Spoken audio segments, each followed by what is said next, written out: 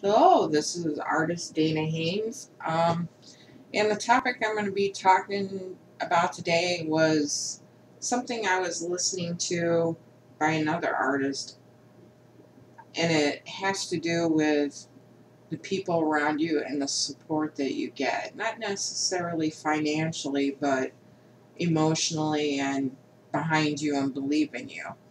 Um, I spent a lot of my life, like, kind of in this perpetual helping other people thing instead of maybe I don't want to say not focusing on my art, but um, I really believed in them and wanted them to believe in me, and maybe some notion subconsciously that if I really supported them, that they would support me in things I wanted to do. I get I'm really envious of other artists that have a spouse that is 100% behind their art and them being an artist and supportive, and they have a good relationship and they're not pressuring them. And, you know, what the artist was talking about was something that, I've been through that, you need time to draw. Art is a time consuming thing, especially when there's so much more to learn. Like, I'm sitting here, I know how to draw, and, I'm picking up a drawing board again, and, like, trying to get it to move the way I wanted to and get used to the screen difference and the drawing board size difference is going to be an adjustment. But um, when I first learned to use a drawing board more than 20 years ago, I felt, well, I had, financial support. I didn't feel supported emotionally, meaning um, they wouldn't take time out of their schedule to give me time to go just sit and draw without worrying about the kids or this or that. Basically, all my stuff had to be done and the kids asleep to draw, and I would find myself staying up till 2 or 3 a.m. trying to cram in as much learning as I could. And I don't think that people that don't get art understand that you're constantly learning. And with the technology out there today, you could spend your whole life learning. Whereas before,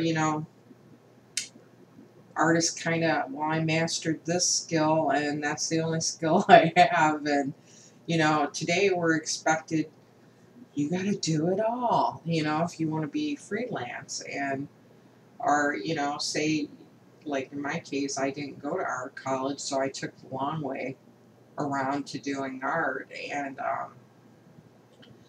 I don't think that some of the really, I'm going to be that person was. I'm not going to call out the people specifically that weren't supportive. I'm just going to say, I've had several relationships, and I don't think I've met one yet that really gets, I might want to spend 10 hours a day just sitting and drawing or working on something on the computer, because there's just so much more to learn.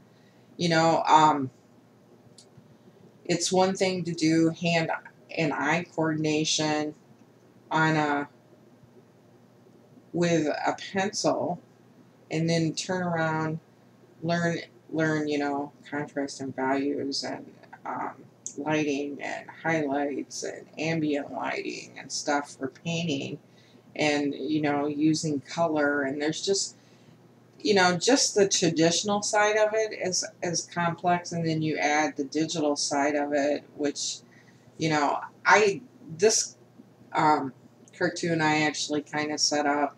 I wanted to look like it was a child drawing it, or, you know, I wanted something I could draw quickly, you know, and not be too worried about the exacts on that just conveyed the emotion.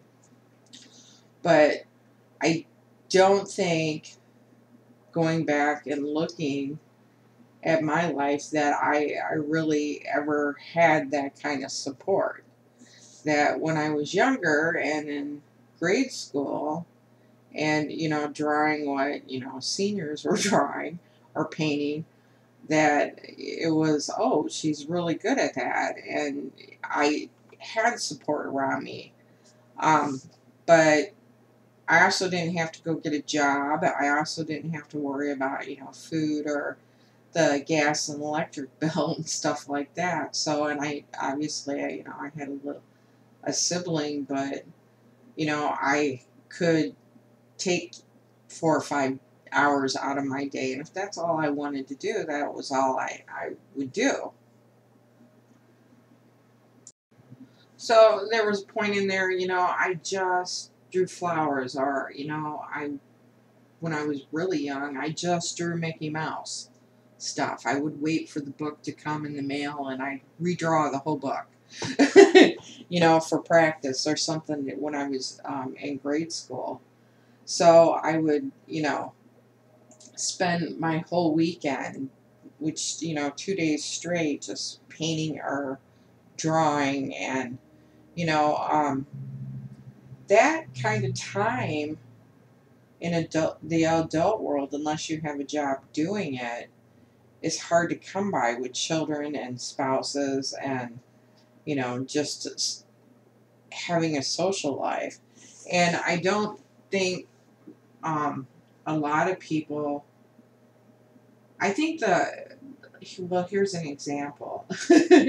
Somebody had, and this is my early 20s, had paid me, they wanted me to reproduce like D&D dragon, which I could do on a large mural, and, you know, it was probably, well, as big as 4 feet, maybe 5, by 3 or 4 feet, something like that. Anyway, it was big, you know. And first of all, they were just going to pay me $100, and it's, you know, something like that magnitude, you know, take me quite a bit of time. So I knew it wasn't going to get paid what it would be worth. And then there was a whole, well, you want me to reproduce something, and I'm not sure I'm comfortable with that. I'd rather draw my own and paint it for you. And then there, you know, it didn't even cover the paint. But the person didn't understand it. They really thought they were being supportive, you know. So, you know, I said, yeah, I'll do it. And I was, you know, kind of, well, I need to practice. I need my, you know, my art time anyway. So here I am with this big old mural in this little bitty small living room. And the guy that I was with at the time, you know, was a really social person. I mean, you couldn't go a day without him having somebody over, or, you know, somebody visiting or something like that. And here I am in this little bitty living room with all these guys, you know, trying to walk around, me laying this thing flat on the coffee table and trying to paint.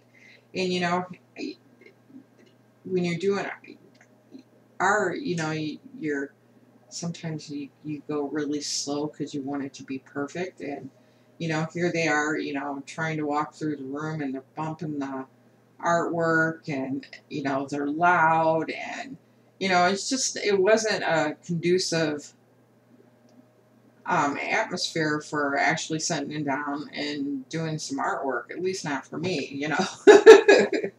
I mean, others may be able to thrive in that kind of environment. I couldn't. So, you know, the mural never actually got done, you know.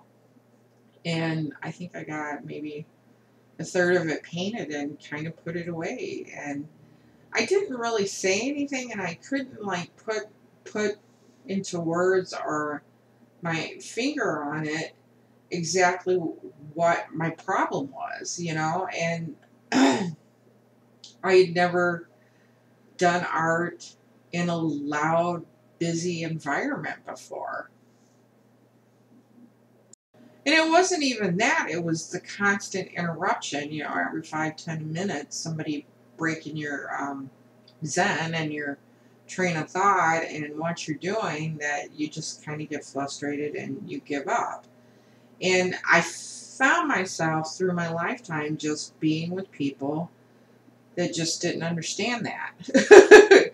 You know, and later on I ended up in a relationship and I picked up another mural, and I wanted to do this piece for me, and it was a like 4 foot by 4 foot mural, and I sat and thought about what the difference was. This person wasn't anymore. He was a bum. I mean, well, not a bum, but just a deadbeat, you know. And I'm sitting there painting a mural, and I'm like, what's the difference? He's definitely not any more supportive of anybody else that you've been across, but you can actually paint with him here, you know.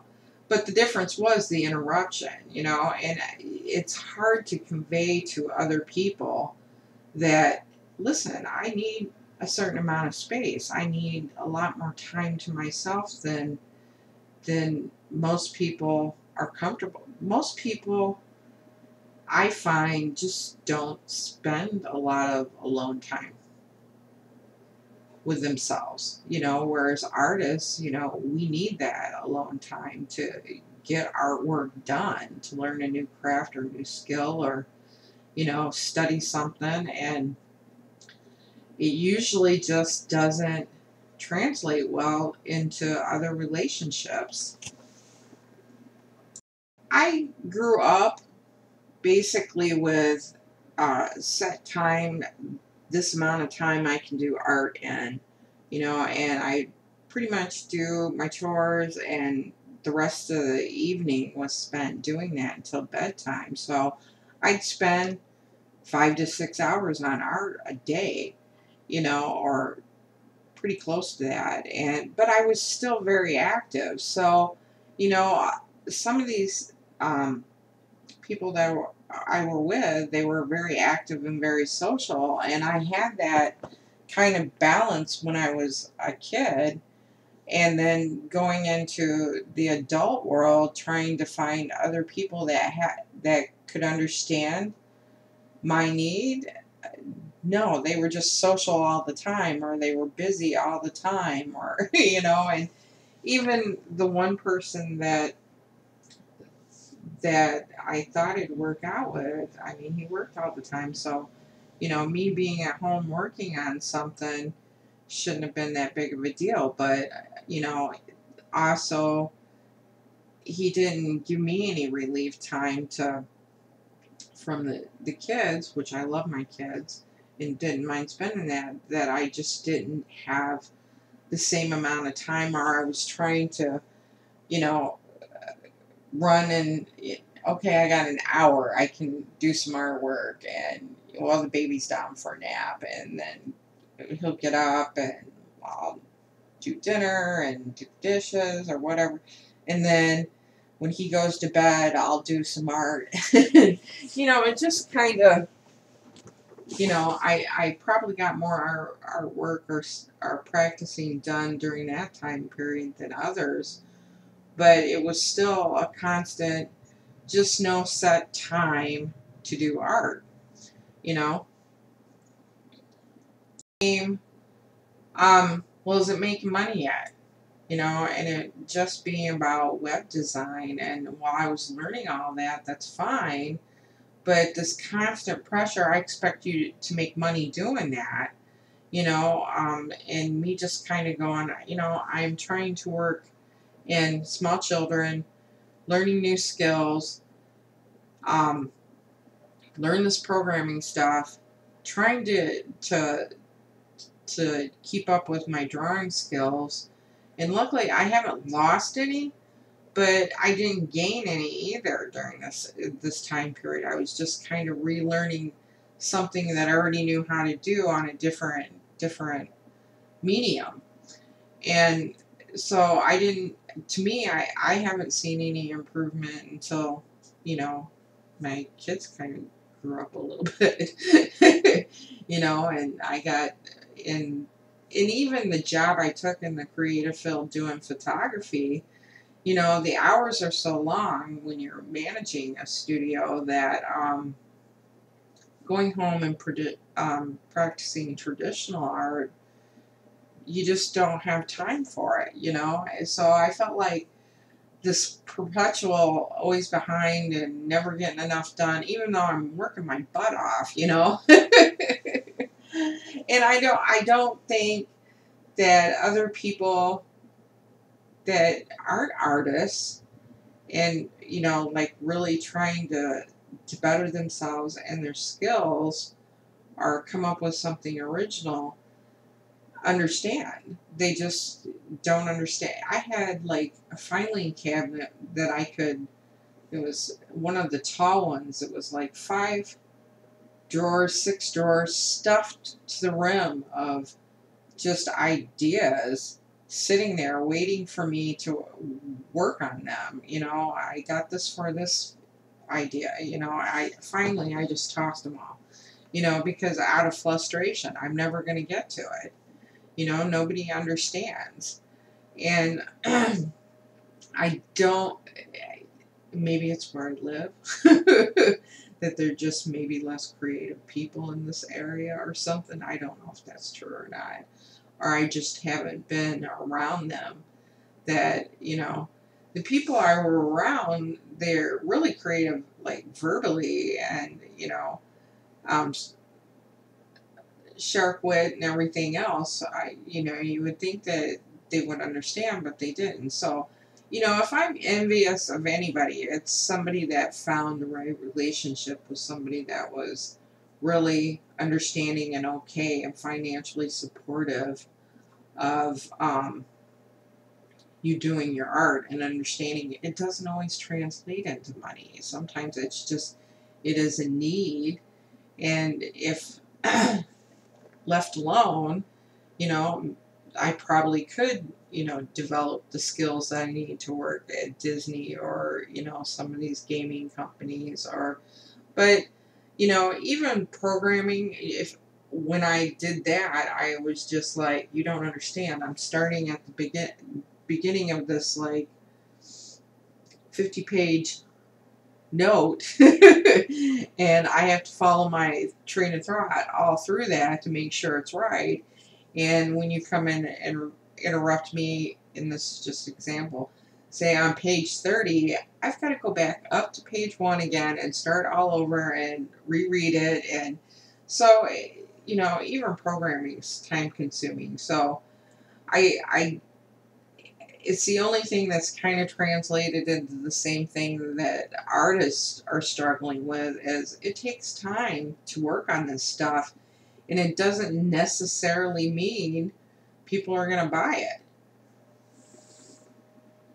And you hope they like it and enjoy it, but in the same breath, you know, it's something within you that you know, I've been this way since I was, geez, in 2nd or 3rd grade, that I always just spent time drawing and coloring and improving, and, you know, well, give me this book so I can learn how to draw that, or give me, you know, this book so I can learn how to do anatomy, or, you know, I gotta practice faces, or I gotta do this or that. Anyway, so, you know, him bringing, the other artist on YouTube bringing that up, I'm like, oh, you are singing to the choir. Anyway, I'm like having technical difficulties over here with my Rush program. Anyway, he also brought up that he was dating somebody that, you know, you're really compatible, and I had the same situation going on. You're really compatible and everything else, but they just have this jealous streak. What are you doing with your time? And, you know, and you're just like, are you they're like, are you talking to somebody online? You're spending too much time alone and you can't be doing, and starting to get demanding of your time, and accusing you of doing things you're not even doing, and you're just like, what do you do with that? So um I still don't know. I mean, I'm sitting at home drawing on a drawing board and drawing little cutesy animals for the kids, and you think I'm cheating on you talking to somebody online, and I have like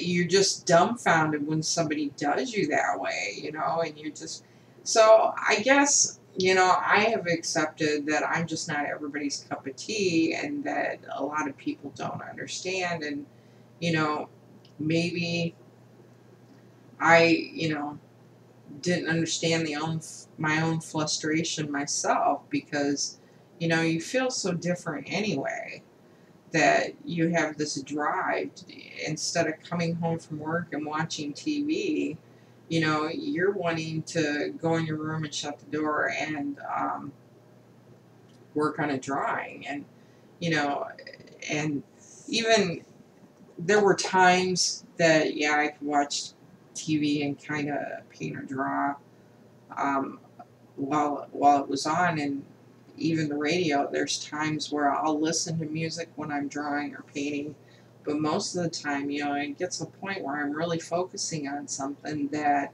I'll even turn that off, and prefer just silence, so I can concentrate. And even that, people don't understand, so the kind of environment that you set up, I prefer mine like really tranquil and peaceful. And, you have people rushing in and wanting to, and don't get me wrong, I loved all the friends and everything else, but there's just this lack of understanding. If I put in 10 or 12 hours a day at work, there's still this need in me that are driving me, that wants to go home and work another 6, and sit still and quiet. Because that's just the way I grew up. I grew up that, because we had apartment buildings, that I would go and work on apartment buildings or molons or whatever. So I'd get my physical and socializing kind of done, and then tuck it away for the night and go in my room and draw or paint. So, there's this, when do you fit in the couple time, and so they feel secure and good about your relationship as well. It's it's like you're not putting enough pressure on yourself to begin with, that you want to be good at all these different types of things, and there's just some disconnect, or they can't relate to it. And, I would hate to see two of me, well, maybe that would be the solution. Another artist that, yeah, I get it, you like your alone time and quiet, and I understand why, because they do as well. But I haven't really met too many. Most are, we're older and coupled off and everything else. So, I have this really active, outgoing, social side of me in life, and then I have this really quiet, want to be by myself, introverted, and it's not even introverted, it's just I need it, time, and I've never been able to get that point across to somebody that they, you know, when the internet exploded, one was just looking at me, oh, she's going to get us rich. And I'm just kind of, first of all, you don't understand how much effort and work this is. I'm sitting here working just as hard as you, and I'm not getting paid anything. So, they don't really understand the art part of it to begin with, and then you add the internet and digital part of it, that Because, like, in my situation right now, you know, I didn't get to go to the Art Institute, but now maybe I can go to the college, and they're starting to offer the courses that I'm wanting to need. I needed these courses whenever I went back to school. When was that? My daughter's 19, 20, almost 15 years ago. I needed these courses, and they weren't available. And me kind of going, now they are, and it will probably take another 3 to 5 years to get just really exceptionally good at that. And, you know, it's going to require that I step back, relearn, like what I'm playing with, relearning how to draw on a digital board. It's going to take, you know, probably another $2,000 or $3,000 investment in a critique tablet. And, you know, I need to brush up on my traditional skills, and, you know, I need to. So I have this like long list of work, and me kind of going, yeah, I'd like a relationship, but I got probably 20 years worth of work mapped out for myself, and that's not even me, you know, doing anything else other than just the list that I created. So, and I don't think people understand that. Somebody said to me, one of them said, you even make, we were both on Everquest, which, you know, I just, oh my God, I love the graphics in it. And me kind of going, that's my kind of thing, and what I, you know, aspire to be good enough to do at some point. And the guy that got on there didn't, the boyfriend or whatever, I don't know that he appreciated the artwork for how much work it was. And and then he turned around and looked at me, you even made playing a game work. And me kind of, well, you don't understand. You know, and he didn't. And, you know, the other side of it is, you know, financially, you need somebody that's really can support themselves and you, and be okay with the ups and downs. I mean, I've sold things, but it's never been enough to be fully supportive of my family, so I've always had another job, which it ends up in a snowball effect of you're spending too much time at your job because you need to, and you're still a responsible part of society, so you go do this job, and then you come home and you work on this part-time, and you're taking away from what you really want to do. And, you know, people don't really understand where the sadness comes from. That there's just this, I'm so busy, you know, trying to keep up with the snowball that it just keeps getting bigger and bigger and bigger, you know. So I think the pressure that I've put on myself to want to do certain stuff before I'm gone it actually has affected my health, you know. And me just kind of, I'm kind of done wasting time on relationships that they can't relate to me, and not gonna look, you know. And if somebody pops up that can actually understand all this, you know, great. But most people's idea of, you know, they think a lot of these YouTubers, just some did, got lucky, but a lot of them you know, there's a grind behind all this internet, you know, posting for prints and artwork, and you got to be over here. And you're getting people that are complaining about the social media that they're on, like Twitter and Facebook and Instagram. So they're on maybe 4 different social websites, maybe 5, and then they don't even, the people that you do kind of relate to and fit in with don't understand, well, you're just on social sites. I'm on 10 others art sites as well. So you try and keep up with that, plus my own website, and get some art done.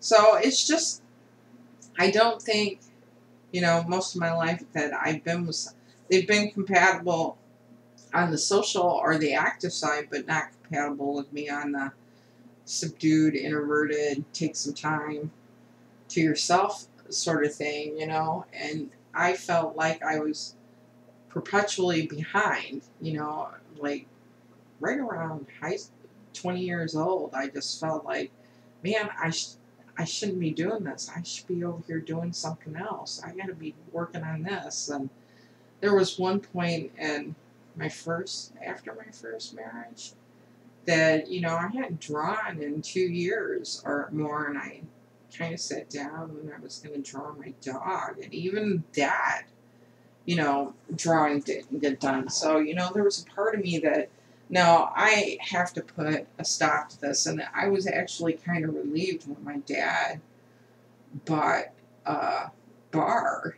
All you people that want to party and raise hell and all this stuff, you can go over there, and when I have time, I'll come over and hang out. And then that, because it kind of divided the social from, and plus I just, you know, early 20s, I just didn't like people trashing my house. I don't have time to clean up after you, you know. And you would think I was in college because we were behaving like college students, but, you know, I kind of put that off, or I took a couple of courses, but, you know, just, what do you do with that? Do you have a supportive spouse or relationship or people behind you?